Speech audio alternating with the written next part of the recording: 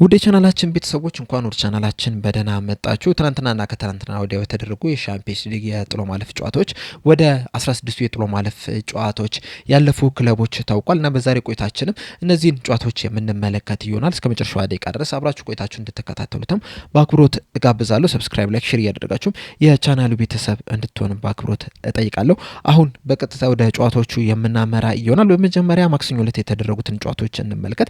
ማክሰኞ ምሽት ላይ አራት ጨዋታዎች ሲደረጉ አትሌቲኮ ማድሪድ ከክለብ ብሩጅ ጋር ተገናኝተው ነበረ። በመጀመሪያው ዙር በተደረገ ጨዋታ 3-3 በሆነ ውጤት ነበረ ማጠናቀቅ የቻሉት። በመልሱ ጨዋታ አትሌቲኮ ማድሪዶች ክለብ ብሩጅን 4-1 በሆነ ውጤት ማሸነፍ ችሏል። የአትሌቲኮ ማድሪድን የማሸነፊያ ግቦች ሶልተር በ23ኛው 76ኛው እንደዚሁም ደግሞ 87ኛው ደቂቃ ላይ አስቆጥሮ ሃትሪክ መስራት ሲችል ቀሪዋን ደግሞ ካርዶስ 48ኛው ደቂቃ ላይ ነበረ ማስቆጠር የቻለው።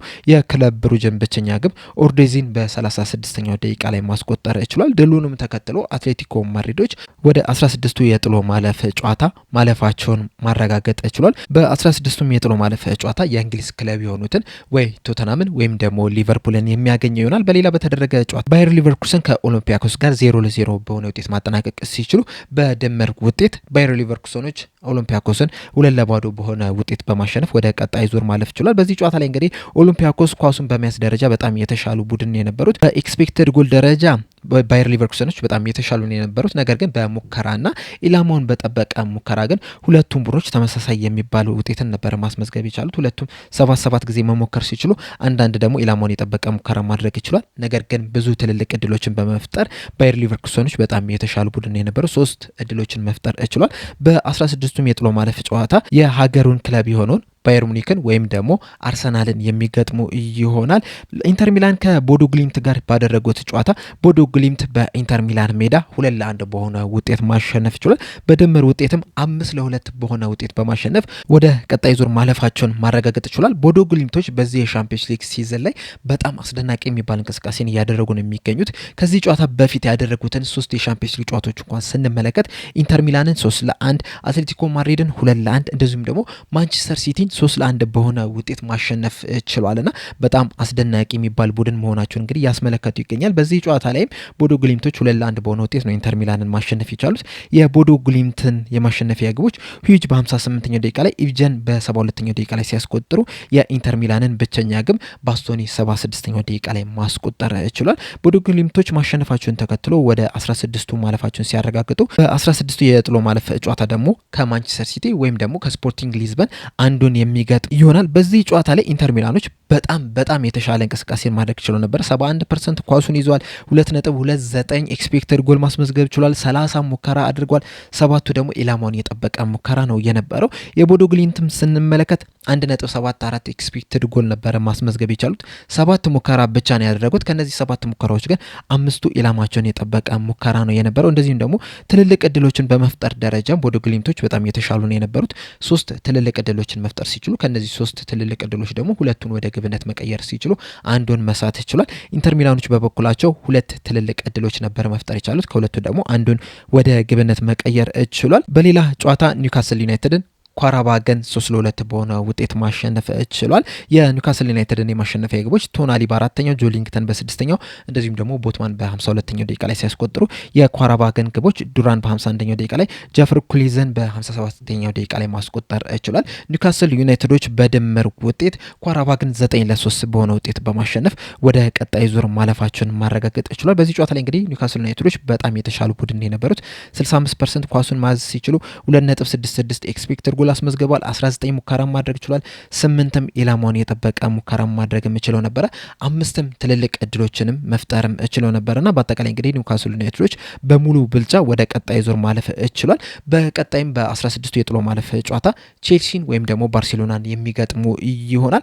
ትናንትና ምሽት ላይም በተመሳሳይ 4 ጨዋታዎች ሲደረጉ አትላንታ ከዶርትመንድ ጋር ያደረጉትን ጨዋታ አትላንታዎች 4-1 በሆነ ውጤት በማሸነፍ ወደ ቀጣይ ዙር ማለፋቸውን ማረጋገጥ ችሏል። በመጀመሪያው ዙር ጨዋታ ላይ ቦሩሲያ ዶርትመንዶች 2-0 በሆነ ውጤት በማሸነፍ ነበር ወደዚህ ጨዋታ መምጣት የቻሉት። ነገር ግን በዚህ ጨዋታ ላይ አትላንታዎች ስካማስ በ5ኛው ደቂቃ ላይ፣ ዛፓታ 45ኛው ደቂቃ ላይ፣ ባሳሊች 57ኛው ደቂቃ ላይ እንደዚሁም ደግሞ ሳምፕራዴዚክ በ98ኛው ደቂቃ ላይ በፍጹም ቅጣት ምት ባስቆጠራት ግብ 4-1 በሆነ ውጤት ማሸነፍ ችሏል። የቦሩሲያ ዶርትመንድን ብቸኛ ግብ አዲያሚ 75ኛው ደቂቃ ላይ ማስቆጠር ሲችሉ በቦሩሲያ ዶርትመንድ በኩል 97ኛው ደቂቃ ላይ ራሚ በቀይ ካርድ ከሜዳ ሊወጣ ችሏል።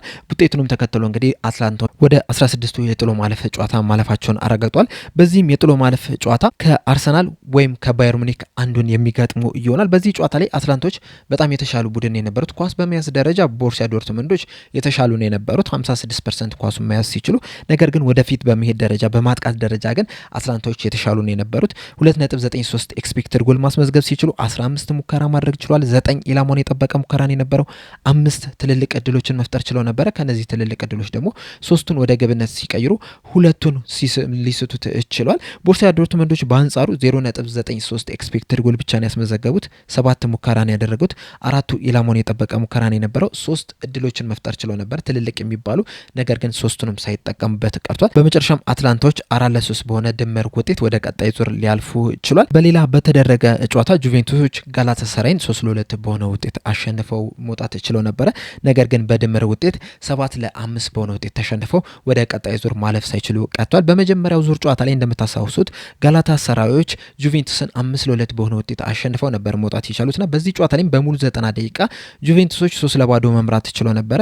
በሉካቴሊ 37ኛው ደቂቃ ላይ በፍጹም ቅጣት ምት አማካኝነት፣ በጋቲ 7ኛው ደቂቃ ላይ እንደዚሁም ደግሞ ማከኔ 82ኛው ደቂቃ ላይ ባስቆጠሯቸው 3 ግቦች ጁቬንቱሶች በ90 ደቂቃ 3-0 መምራት ችለው ነበረ እና በድምር ውጤት 5-5 በሆነ አቻ ውጤት ላይ መቆየት ችሎ ነበርና የአላፊውን ለመለየት በተሰጠ ተጨማሪ 30 ደቂቃ ግን ጋላታሳራዮች በኦስሚና 106ኛው ደቂቃ ላይ እንደዚሁም ደግሞ ይልማዚ 119ኛው ደቂቃ ላይ ባስቆጠሯቸው 2 ግቦች 7-5 በሆነ ድምር ውጤት ወደ ቀጣይ ዙር ማለፋቸውን ማረጋገጥ ችሏል። በጨዋታው ላይ ግን 49ኛው ደቂቃ ላይ በጁቬንቱስ በኩል ኬሊ በቀጥታ በቀይ ካርድ ከሜዳ ሊወጣ ችሏል። በጨዋታው ላይ እንግዲህ ጁቬንቱሶች በጣም ጥሩ የሚባል እንቅስቃሴን ማድረግ ችሎ ነበረ።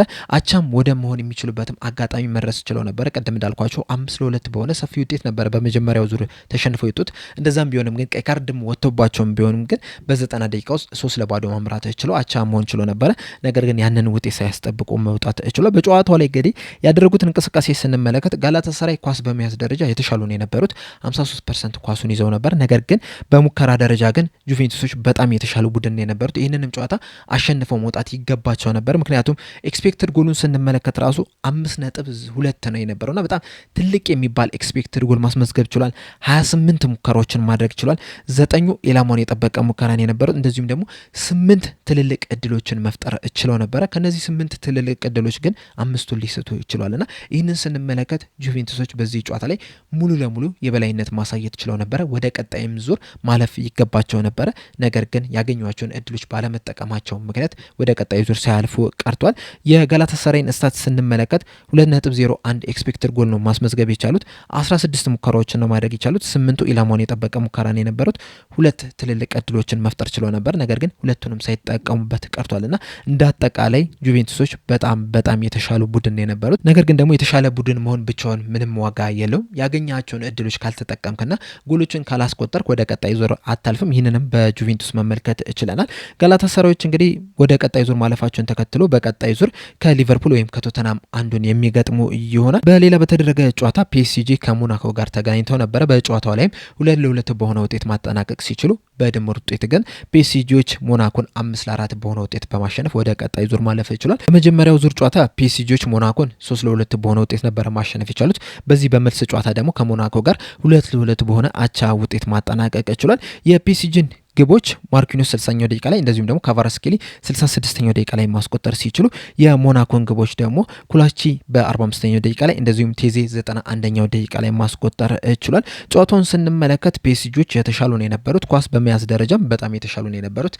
73% ኳሱን መያዝ ሲችሉ 2.21 ኤክስፔክትድ ጎል ማስመዝገብ ችሏል። 21 ሙከራዎችን አድርጓል። 6ቱ ኢላማውን የጠበቀ ሙከራ ነው የነበረው። 4 ትልልቅ እድሎችን መፍጠር ችሎ ነበረ። ከነዚህ 4 ትልልቅ እድሎች ግን 2ቱን ሊስቱት ችሏል። ሞናኮች በአንጻሩ 1.32 ኤክስፔክትድ ጎል ያስመዘገቡት 10 ሙከራዎችን ማድረግ ሲችሉ አራቱ ኢላማውን የጠበቀ ሙከራን የነበረው አራት ትልልቅ እድሎችን መፍጠር ችሎ ነበረ። ነገር ግን ሶስቱን ሳይጠቀሙበት ቀርቷልና ፒኤስጂዎች በጨዋታው ላይ የተሻሉ ቡድን ሆነው መመልከት ችለናል። በዚህም ወደ ቀጣይ ዙርም ማለፍም ችሏል። በቀጣዩም የሻምፒዮንስ ሊግ 16 የጥሎ ማለፍ ጨዋታም ከባርሴሎና ወይም ደግሞ ከቼልሲ አንዱን የሚገጥሙ ይሆናል። በመጨረሻ የተደረገው ጨዋታ ደግሞ ሪያል ማድሪድ ከቤኔፊካ ጋር የተገናኙበት ነበር። ይህ ጨዋታ እንግዲህ በጣም በብዙ ውጥረት የተደረገ ጨዋታ ነው። በተለይ ደግሞ የመጀመሪያው ዙር ጨዋታ በቤኔፊካ ስቴዲየም በተደረገው ጨዋታ ላይ ቪኒሲየስ ጁኒየር የዘረኝነት ጥቃት ደርሶብኛል በሚል እንግዲህ ብዙ ሁካታዎች ተፈጥሮ ነበረ። አድራሽ የተባለውም ሰውም እንግዲህ በዚህ ጨዋታ ላይ እንዳይጫወትም እገዳም ተጥሎበት ነበርና በብዙ ውጥረት የተደረገ ጨዋታ ነው። ይህንንም ጨዋታ ሪያል ማድሪዶች 2-1 በሆነ ውጤት ማሸነፍ ችሏል። በድምርም ውጤት ሪያል ማድሪዶች 3-1 በሆነ ውጤት በማሸነፍ ወደ ቀጣዩ ዙር ማለፍ ችሏል። እንደሚታወቀው በመጀመሪያው ዙር ጨዋታ ላይ ቪኒሲየስ ጁኒየር ባስቆጠራት ብቸኛ ግብ ሪያል ማድሪዶች 1-0 በሆነ ውጤት አሸነፍ መውጣታቸው አይዘነጋም። በዚህ ጨዋታ ላይም ቹዌሚኒ 16ኛው ደቂቃ ላይ እንደዚሁም ደግሞ ቪኒሲየስ ጁኒየር 80ኛው ደቂቃ ላይ ባስቆጠሯቸው ሁለት ግቦች 2-1 በሆነ ውጤት አሸንፈው ሊወጡ ችሏል። በጨዋታው ላይ እንግዲህ ቤኔፊካዎች ነበሩ። ሲልቫ 14ኛው ደቂቃ ላይ ባስቆጠራት ግብ 1-0 መምራት ችለው የነበሩት ነገር ግን ሪያል ማድሪዶች ኋላ በመነሳት ሁለት ግቦችን በማስቆጠር 2-1 በሆነ ውጤት ማሸነፍ ችሏል። ጨዋታውን ስንመለከት በጣም ተመጣጣኝ የሚባል እንቅስቃሴ ነው በሁለቱም ቡድን መመልከት ይቻላል። በእርግጥ ኳሱ በመያዝ ደረጃ ሪያል ማድሪዶች የተሻሉ ነው የነበሩት 56% ኳሱ መያዝ ችሏል። በኤክስፔክትድ ጎል ደረጃ ደግሞ ቤኔፊካዎች የተሻሉ ነው የነበሩት። በጨዋታው ላይም 1.64 ኤክስፔክትድ ጎል ሲያስመዘገቡ ሪያል ማድሪዶች 0.98 ነበር ማስመዝገብ የቻሉት። በሙከራ ደረጃ ሪያል ማድሪዶች የተሻሉ ነው የነበሩት 14 ሙከራዎችን ሲያደርጉ ቤኔፊካዎች ደግሞ 12 ብቻ ነው ያደረጉት። ኢላማውን በጠበቀ ሙከራ ሁለቱም 4-4 ያስመዘገቡት። ትልልቅ እድሎችን በመፍጠር ሁለቱም 2-2 ነው ያስመዘገቡት።